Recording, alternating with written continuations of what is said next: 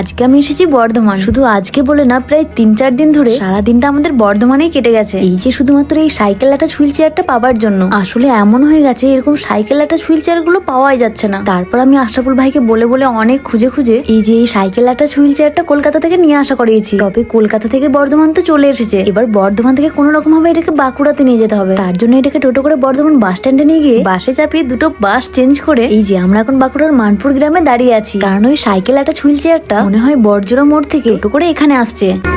আমাদের সাইকেলটা এখনো আসছে টোটোতে, আমরা আগেই চলে এসেছি। সবসময় আমরা আগেই আসি সবকিছুতে।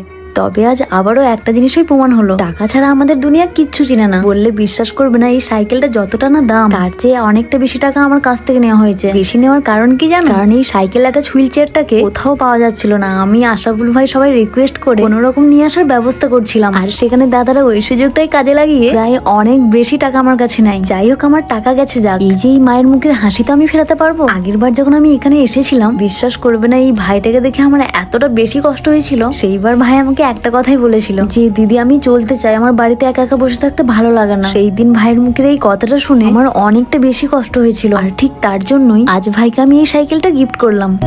এটা পেয়ে আমি খুবই খুশি হয়ে যাবো। তোমাকে অসংখ্য ধন্যবাদ। আমি জানি না ভাই তুমি এটা পেয়ে ঠিক কতটা খুশি হয়েছো, কিন্তু তোমার মুখের এই হাসিটা দেখে তোমার এই দিদিটাও আরো অনেক বেশি খুশি হয়েছে। এটা পাওয়া যাচ্ছিল না, অনেক কষ্ট করে। হ্যাঁ ভাই, এই হুইল চেয়ারটা আমি তোমাকে আরো অনেক আগে গিফট করতাম, কিন্তু এই সাইকেলটাকে খুঁজে পেতে পেতে আমার অনেকটা সময় নষ্ট হয়ে যায়। তবুও আমি হাল ছাড়িনি। আমি ভেবেই নিয়েছিলাম যা হোক করে তোমাকে আমি এই সাইকেলটা গিফট করবোই। তাই আল্লাহর দয়ায় আর সববার ভালোবাসায় আবারও আমার মনের ইচ্ছাটা পূরণ হলো। বিশ্বাস করো ভাই, আজ যদি আমার কাছে অনেক বেশি টাকা থাকতো না, তাহলে দেখতে তোমার এই বোনটা সব টাকা দিয়ে একটা ভালো ডাক্তার দেখিয়ে তোমার পাগুলো আবার আগের মতো ঠিক করে দিত।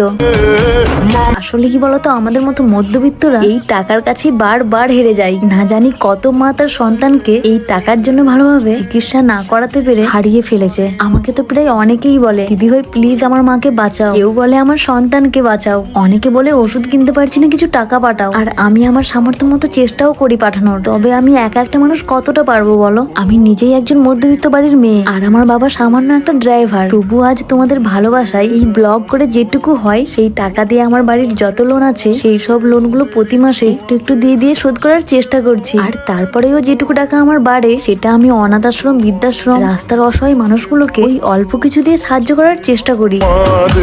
তবে আমি একা একটা মেয়ে কতটাই বা পারবো বলো? যাই হোক, তারপরেও যতটুকু পারছি চেষ্টা করছি।